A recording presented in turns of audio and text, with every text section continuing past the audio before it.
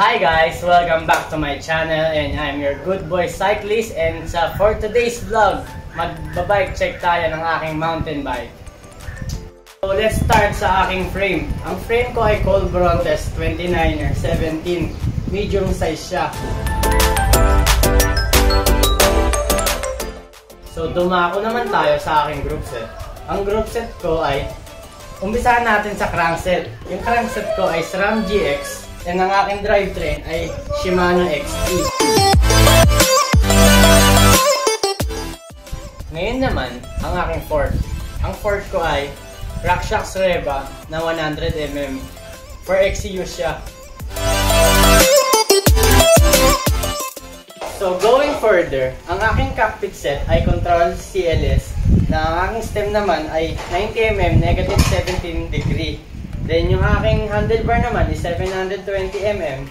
Then yung seat post ko naman ay 31.6.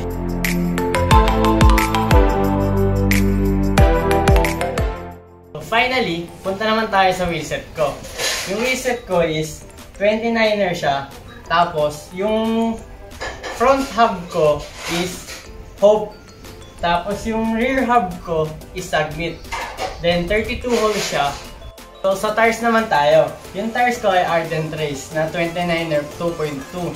Sa rear naman, Racing Ralph na Swalve na 2.2 din. Ang setup ko na to ay galing sa Thailand team na ayun yung ginagamit nilang combination ng tires.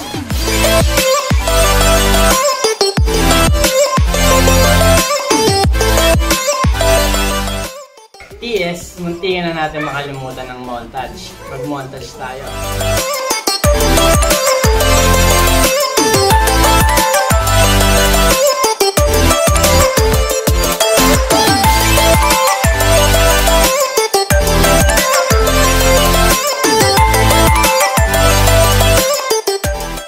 So, kung nagustuhan mo tong video na to at may katanungan ka pa, don't forget to comment down below and hit the subscribe button.